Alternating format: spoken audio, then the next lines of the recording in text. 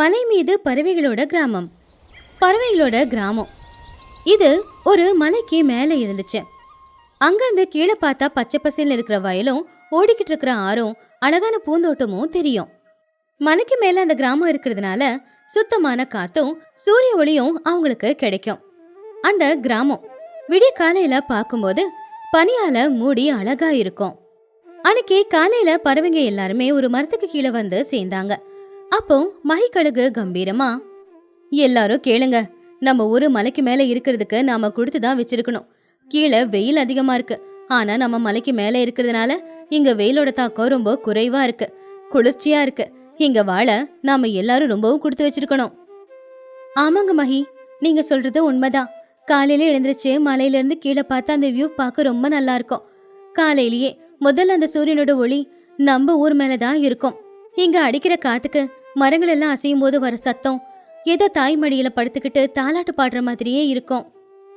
அப்போ கூட்டத்தில் நின்னுக்கிட்டு இருந்த லூசிபுரா சின்ன கண்ணாடி எடுத்து அவளுடைய அலங்காரத்தை சரி பண்ணிக்கிட்டு, நான் வெள்ளையா இருக்கிறதுக்கு, இங்க எல்லாமே சுத்தமா இருக்கிறதுக்கு நான் எப்பவுமே அழகாதான் இருப்பேன். ஒருவேளை கீழே இருந்தா நான் ரொம்ப அழுக்காயிட்டு இருப்பேன். அது மட்டும் இல்ல, காலையில பனி பொழியும் போது எனக்கு ஐஸ் பாத் எடுத்த மாதிரியே இருக்கும். நான் இங்க வாழ ரொம்ப கொடுத்து வச்சிருக்கணும். ஆமா லூசி, நான் கீழே போய் ஆத்துல நல்லா நீச்சல் அடிச்சிட்டு மலையேறி மேல வந்து நின்று வெயில்ல என்னுடைய இறகுகளை காய வைக்கும் போது ஆஹா எவ்வளவு நல்லா இருக்கும் தெரியுமா. எனக்கு இந்த மலை கிராமத்துல இருக்கிறது ரொம்பவே பிடிச்சிருக்கு.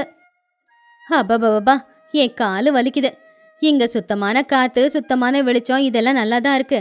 ஆனா இங்கதான் மளிகை கடை இல்லையே. ஏங்க மகி, பேசாம மலையில இருந்து கீழே இறங்குவோம், இல்ல அங்கிருந்து மேலே ஏறுவோம். ஒரு லிஃப்டோ இல்ல எஸ்கலேட்டரோ வச்சா ரொம்ப நல்லா இருக்கும்ல. ஆமா, எங்க அம்மாவுக்கு சாப்பாடுன்னா ரொம்ப பிடிக்கும். எங்க அம்மா ஒருவேளை சாப்பிடலன்னா அவங்களுக்கு மயக்கமே வந்துடும். நேத்து கூட பிரியாணில லெக் பீஸ் சாப்பிடுறத நினைச்சு என் தலைகாணியே கடிச்சிட்டாங்க. ஷோ, சும்மாரடா, மானத்தை வாங்காத அப்படின்னு சொல்லி எல்லார்கிட்டயும், எனக்கு இப்பவே பசி எடுக்குது, டிஃபனுக்கு ஏதாவது ரெடியா இருக்கா? அதை கேட்டு மகிக்களுக்கு, டிஃபனுக்கு என்ன இருக்கு சிச்சோ, அதான் மலைக்கு கீழே காடு இருக்குல்ல, நாம எல்லாரும் இப்பவே காட்டுக்கு கிளம்பலாம். அங்க கிடைக்கிற பழங்கள், கிழங்கு, காய்கறி எல்லாத்தையுமே கொண்டு வந்து மலைக்கு மேல நாமளே சமைச்சு எல்லாரும் ஒன்னா உட்காந்து சாப்பிடலாம். இப்படி இயற்கையோட மடியில உட்காந்து சாப்பிட்றதுக்கு கொடுத்து வச்சிருக்கணும். அட, அப்ப நம்ம எல்லாரும் ஒன்னா உட்காந்து சாப்பிடலாமா? சரி, அப்ப என் பாலும் பேட்டும் கொண்டு வந்துடுறேன். சாப்பிட்டதுக்கு அப்புறம் நாம எல்லாரும் சேர்ந்து கிரிக்கெட் விளையாடலாம். நான் எங்க அம்மாவுக்கு காய்கறி கட் பண்ணி கொடுக்க உதவி பண்ணுவேன். எனக்கு கத்திரிக்காய் வெட்டுறதுன்னா ரொம்ப பிடிக்கும். அப்படி அவங்க எல்லாரும் மலையிலிருந்து கீழே காட்டுக்கு பறந்து வந்தாங்க. மேல இருந்து கீழே பறந்து வர்றது பசங்களுக்கு ரொம்பவும் பிடிச்சிருந்துச்சு. கீழே எல்லாரும் காட்டுக்கு போனாங்க. அங்க கொஞ்சம் கதகதப்பாதான் இருந்துச்சு. ஆனா மரத்தோட நிழல்ல இருந்ததுனால எல்லாருக்குமே அந்த வெயில் பெரிய கஷ்டத்தை கொடுக்கல. ஆளுக்கு ஒரு வேலையா பிரிச்சுக்கிட்டாங்க.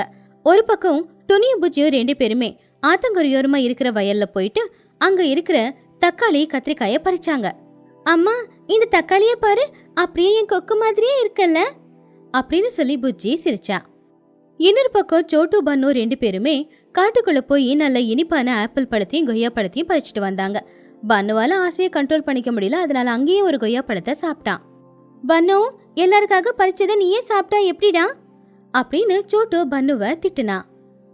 இன்னொரு பக்கம் லூசிபுரா அங்க இருக்கிற வயலுக்கு போய் அங்க விளைஞ்சிருந்த நல்ல இளசான சோளத்தை எல்லாருக்காகவும் சேர்த்து பறிச்சுக்கிட்டு வந்தா. குஹுவாத்து ஆத்துல இறங்கி கொஞ்ச நேரம் சந்தோஷமா விளையாடிட்டு அங்க விளைஞ்சிருந்த தாமரை தண்டு அப்புறம் கீரைய பறிச்சுக்கிட்டு வந்தா. ஆனா சிச்சு காக்கா மட்டும் சோம்பேறி அப்படிங்கறதுனால எல்லாரும் என்ன கொண்டு வருவாங்களோ அதை சாப்பிடலான்னு காத்துக்கிட்டு இருந்தா. அவளும் சின்னவும் ஒரு மரத்தோட நிலையில உட்காந்துக்கிட்டு ஓய்வு எடுத்துக்கிட்டு இருந்தாங்க. டே சின்னோ, காட்டுக்குள்ள போய் எங்க எது இருக்குன்னு தேடுறது எனக்கு கஷ்டம்.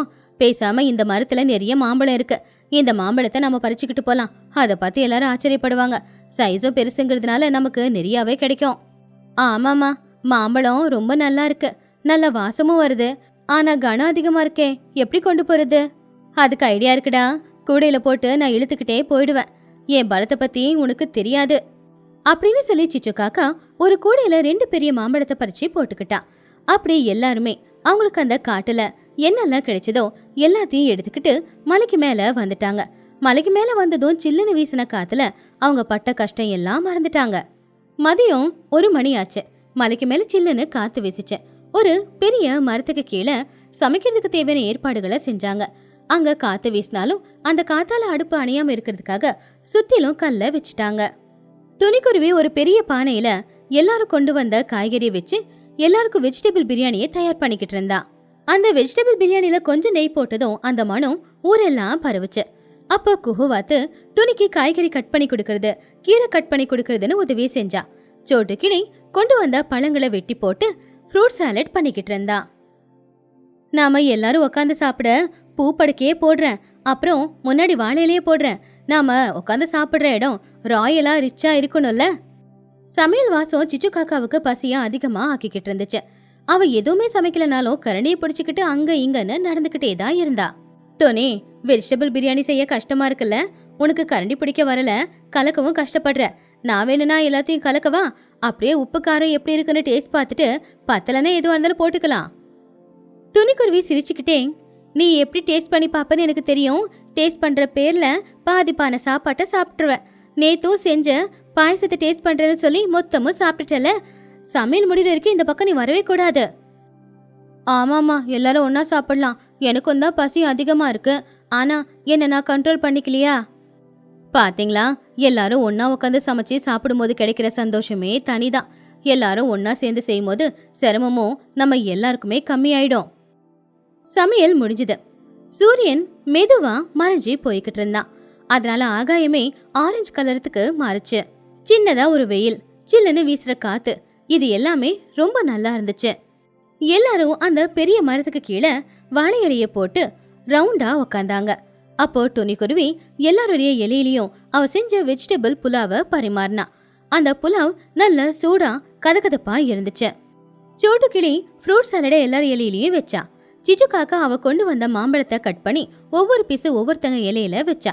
மகிக்களுக்கு இது எல்லாத்தையுமே பார்த்து, ஆஹா டோனி, இந்த பலாவ் ரொம்ப நல்லா இருக்கு.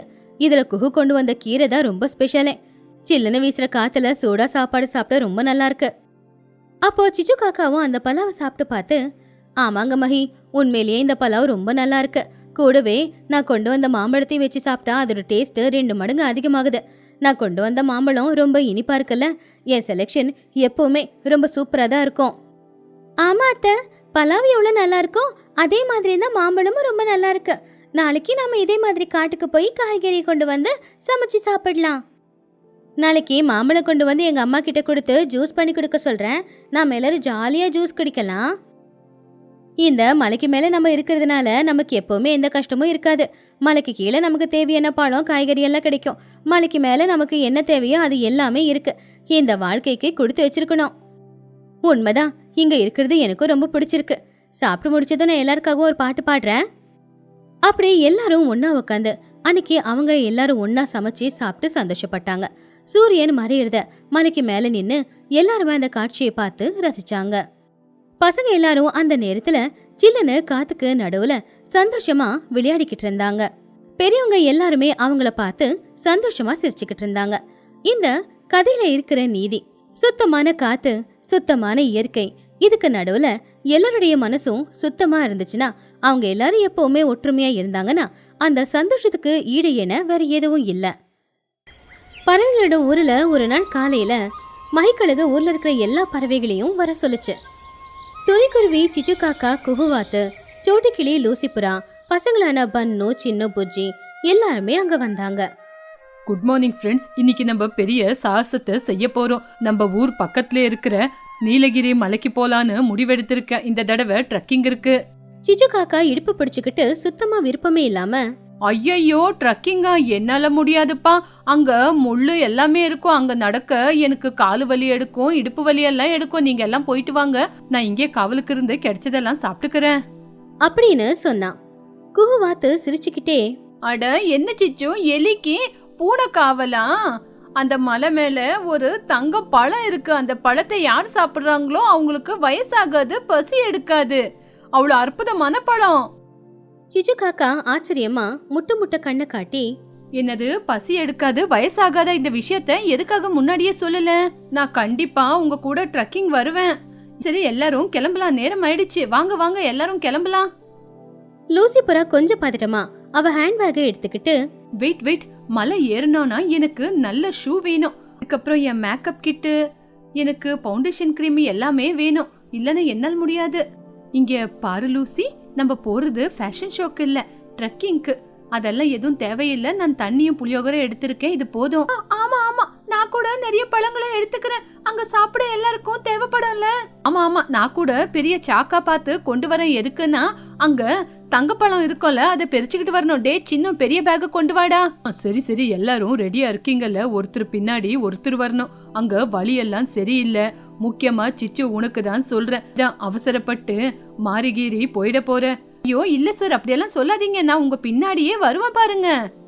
மனசுக்குள்ள எல்லாரும் ஒன்ன போனா எனக்கு என்ன கிடைக்கும், இவங்க பின்னாடியே போய் நான் தான் முதல்ல போனோம்.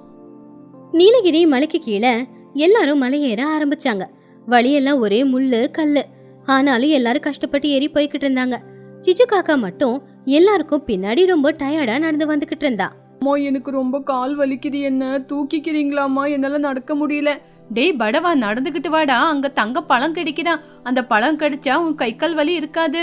அப்போ சிச்சு, இவங்க எல்லாம் ரொம்ப நிதானமா நடக்கிறாங்க, இப்படி போனா எப்ப போய் சேருது, நான் தான் முதல்ல போய் பழத்தை பிரிக்கணும். பன்னுக்கிளி மேல பார்த்து, பாத்தீங்களா மேல எவ்வளவு மேகம் அழகா இருக்குன்னு, நான் கொஞ்சம் பறக்கட்டுமாமா? டேய் வேண்டாண்டா, இந்த மாதிரி இடத்துக்கெல்லாம் நடந்து போனாதான்டா உடம்புக்கு நல்லது, நம்ம எப்ப பறக்குறோம்ல. லூசி புறா ஒரு பாறையில உக்காந்துக்கிட்டு, துணி எனக்கு கொஞ்சம் குடிக்க வாட்டர் குடு, நான் தண்ணி குடிக்கும் போது என் லிப்ஸ்டிக் போதான்னு பாத்துக்கோ. சரி சோட்டு, லிப்ஸ்டிக் எல்லாம் ஒண்ணு போல, எல்லாம் கரெக்டா தான் இருக்கு, வா நடக்கலாம். இன்னும் கொஞ்ச நேரம் போனா வியூ பாயிண்ட் வரும். எல்லாரும் இங்க வாங்க, இங்க ஒரு போர்டு போட்டிருக்காங்க, வலது பக்கம் போனா நல்லதாமா, இடது பக்கம் போனா கெட்டதாமா. வலது பக்கம் தான் வழி கரெக்டா இருக்கு, இந்த பக்கம் ஆபத்து. எல்லாரும் இடதுபுறமா பாக்கும்போது சிச்சு காக்கா மட்டும் வலதுபுறமா பாத்துச்சு. அங்க தூரத்துல ஏதோ செடிக்கு மேல ஜொலிக்கிற மாதிரி தெரிஞ்சுது. சிச்சு காக்கா அத பார்த்து, அட அங்க ஏதோ பழப்பழன்னு ஜொலிக்குது, ஒருவேளை அதுதான் தங்க பழமோ. இவங்க இந்த பக்கமா போறாங்க, நான் அந்த பக்கமா போய் அந்த தங்க பழத்தை எடுத்துட்டு வந்துடுறேன். இன்னையோட மகாராணி. அம்மா வேண்டாமா, அந்த பக்கம் ஆபத்து இருக்காமா. டேய் நீ இவங்க கூட போடா, நான் இந்த பக்கமா போய் அந்த பழத்தை பறிச்சுக்கிட்டு வரேன், நீ இவங்க கூடயே இரு. அம்மா இந்த பக்கம் ஆபத்து இருக்குன்னு சொல்றாங்க, வேண்டாம் வாங்கம்மா. டேய் நீ உங்க கூட போடா, நான் பின்னாடியே வந்துடுறேன். சிச்சு காக்கா வலுக்கட்டாயமா துணி கூட சின்னவ அனுப்பி விட்டுட்டு அவன் மட்டும் வலது பக்கமா இருக்கிற அந்த வழியில போனான். வழியெல்லாம் பயங்கரமா ரொம்ப சின்னதாவும் இருந்துச்சு. வழியில நிறைய முள் புதர்களும் இருந்துச்சு. அட என்ன இது, காலுக்கு முள்ளெல்லாம் குத்துது, கஷ்டப்பட்டாதான் அதுக்கேத்த பலன் கிடைக்கும்னு எல்லாரும் சொல்லுவாங்கல்ல, இன்னும் கொஞ்சம் முன்னாடி பாக்குறேன். சிச்சு எப்படியோ கஷ்டப்பட்டு வந்து சேர்ந்தா. பக்கத்துல வந்து பாக்கும்போது அது தங்க பழம் கிடையாது, டூருக்கு வந்தவங்க யாரோ தூக்கி போட்டு போன ஒரு கோல்டன் பேப்பர். அதுதான் பளபளன்னு ஜொலிச்சுது. அத பார்த்து சிச்சு காக்கா ஏமாந்துச்சு. அட என்ன இது, சாதாரணமான பிளாஸ்டிக் கவரா? நான் தான் ஏதோ தங்க பழம்னு நினைச்சு அவசரப்பட்டு இந்த வழியா வந்துட்டேன். ஐயோ நான் பெரிய ஆபத்துல சிக்கிக்கிட்டேனோ. அதுக்குள்ள வானிலை மாற ஆரம்பிச்சுது. மேகங்கள் எல்லாம் கருக்க ஆரம்பிச்சுது. நல்ல சில்லன காத்தும் வீச ஆரம்பிச்சுது. சிச்சு காக்கா இருக்கிற இடத்துல இருந்து இந்த பக்கம் ஒரு பெரிய பள்ளம், அந்த பக்கம் உயரமான மலை. சிச்சுக்கு பயம் வந்துருச்சு. ஐயோ இந்த பக்கம் வழியே தெரிய மாட்டேங்குது, எல்லாம் மேகமூட்டமா இருக்கு, நான் எந்த பக்கம் போறது, வழி தவறி வந்துட்டேனா? சிச்சு காக்கா வேகமா பின்னாடி திரும்பி வந்தா. எவ்வளவு தூரம் போனாலும் அவளுக்கு வழியே தெரியல. இருக்க இருக்க இருட்டாக வேற ஆரம்பிச்சுது. பக்கத்துல ஒரு பெரிய பள்ளமும் இருந்துச்சு. அத பார்த்ததும் அவளுக்கு கை கால் எல்லாம் நடுங்குச்சு. சிச்சு காக்கா ரொம்பவும் சத்தமா, யாராவது இருக்கீங்களா? டே சின்னு, புஜ்ஜி, பன்னு, மகி காப்பாத்துங்க. ஆனா அவ சத்தம் யாருக்குமே கேட்கல. காத்தோட காத்த கலந்து போச்சு. மழையும் பெய்ய ஆரம்பிச்சுது. ஆனா இன்னொரு பக்கம் மத்த பறவைங்க எல்லாருமே ரொம்ப பாதுகாப்பா மலை உச்சிக்கு வந்துட்டாங்க. அங்க டிஃபன் சாப்பிடலாம் அப்படின்னு நினைச்சாங்க. எல்லாரும் இருக்குமா, ஒரு தடவை பாத்துக்கங்க. புஜ்ஜி, பன்னு. ஆமா சிச்சு எங்க? ஏ சின்னு, உங்க அம்மா எங்கடா? சின்னு அழுதுகிட்டே, ஆண்டி அம்மா ஏதோ சீக்ரெட் மிஷின் அப்படின்னு அந்த வழியா போனாங்க, எனக்கு அம்மா வேணும், பயமா இருக்கு ஆண்டி. மகிக்கழகு ரொம்பவும் கோவமா, ஐயோ அந்த பக்கம் போனாலா, அந்த பக்கம் ஆபத்து இருக்குன்னு தான் நான் சொன்னேனே, மழை வேற வர மாதிரி இருக்கு.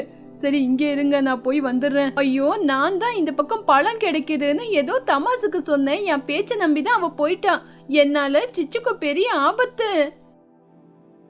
நம்ம எல்லாருமே போய் சிச்சுவை காப்பாத்தி கூட்டிட்டு வந்துடலாம். வேண்டாம் வேண்டாம், நீங்க எல்லாரும் பார்த்து பத்திரமா இங்கே இருங்க. நான் போய் சிச்சுவை கூட்டிட்டு வந்துடுறேன், நீங்க பத்திரமா இருங்க. மகிக்கழுகு ஆகாயத்துல பறந்து போய்கிட்டு இருந்துச்சு. அங்க மழை பயங்கரமா பெஞ்சுது. அந்த மழையில சிச்சு எங்க இருக்கான்னு தேடிக்கிட்டு போகும்போது சிச்சு காக்கா இன்னொரு பக்கம் மழையில நனைஞ்சுக்கிட்டு என்ன பண்றதுன்னு தெரியாம குளிர் தாங்க முடியாம இடி சத்தத்தை கேட்டு அவ பயந்துகிட்டு இருந்தா. ஐயோ, தெரியாம வந்து நான் இங்க மாட்டிக்கிட்டேன். எனக்கு தங்க பழமும் வேண்டாம், வெள்ளி பழமும் வேண்டாம். எங்க வீட்டாண்ட கிடைக்கிற சாதாரண பழமே போதும். எனக்கு அதிகமா ஆசைப்பட்டு இந்த மாதிரி வந்து மாட்டிக்கிட்டேன். அப்பதான் ஆகாயத்துல ஏதோ ஒண்ணு பெருசா பறந்து வர மாதிரி சிச்சுவுக்கு தெரிஞ்சுது. சிச்சு பயந்து போய் கண்ணு முடிக்கிட்டு ஆன வந்தது மகிக்கழுகு. இங்கதான் இருக்கியா? இங்க இருந்து கீழே விழுந்தா ஒரு எலும்பு துண்டு கூட மிச்சம் இருக்காது. வா. சிச்சு காக்கா கண்ணு திறந்து, மகி வந்துட்டீங்களா? ஐயோ, என் உயிர் போச்சுன்னு நினைச்சிட்டேன். என்னால நடக்க முடியல, காலெல்லாம் உதறுது. சரி சரி, நீ என் மேல ஏறி உக்காந்துக்கோ, பார்த்து பத்திரமா கட்டியா பிடிச்சிக்கோ. சிச்சு பயந்துகிட்டே மகியோட முதுகுல ஏறி உக்காந்துக்கிட்டா. மகிக்கழுகு ரொம்பவும் கவனமா அந்த மலையில 2 பேருமே பாதுகாப்பான இடத்துக்கு வந்துட்டாங்க. அது ஒரு குகை. எல்லாரும் சிச்சு காக்காவுக்காக ஆர்வமா காத்துக்கிட்டு இருந்தாங்க. அப்போ சிச்சு காக்கா அங்க வந்துச்சு. சின்ன காக்கா அவங்க அம்மாவை பார்த்ததும் சந்தோஷமா போய் கட்டி பிடிச்சான். அம்மா வந்துட்டீங்களா? நான் ரொம்ப பயந்துட்டேன் தெரியுமா? துணி சிச்சு கையில ஒரு டவலை கொடுத்துட்டு, என்ன காரியம் பண்ணிட்ட? தங்கப்பழம் கிடைக்குது அப்படின்னு உன்னோட உயிரை கூட இழக்கிறதுக்கு ரெடியா இருந்தியா? ஆமா சிச்சு, நீ இல்லாம பாத்தியா என்னோட மேக்கப் எல்லாம் எப்படி கழிஞ்சு போச்சுன்னு? நீ இல்லன்னு எங்களுக்கு என்டர்டெயின்மெண்டே இருக்காது. சிச்சு, என்னாலதான் உனக்கு ஆபத்தே வந்துச்சு. நான் தான் ஏதோ சும்மா தமாசுக்கு சொன்ன, நீ நம்பிட்டியா? சிச்சு வெக்கப்பட்டு தலை குனிஞ்சு, இல்ல இல்ல, நீங்க யாருமே தப்பு பண்ணல, நான் தான் தப்பு பண்ணிட்டேன். அதிகமா ஆசைப்பட்டு பேராசைக்கு போய் இன்னைக்கு என் உயிரையே இழந்திருப்பேன். நீங்க எல்லாரும் தான் இன்னைக்கு என்ன மன்னிக்கணும். ஒண்டியா இருக்கிறது மட்டும் ஆபத்து தான். ஐயோ சிச்சு, பயப்படாத. எல்லாரும் ஒன்னா இருந்தாதான் நல்லது. இந்த பழத்தை சாப்பிடு, ஸ்ட்ரென்த் வரும்.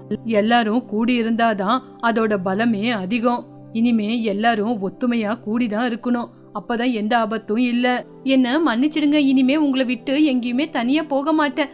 எப்பவுமே உங்க கூட தான் இருப்பேன். ஆமா, துணி சொன்ன மாதிரி அந்த புளியோகரை எல்லாம் எங்க?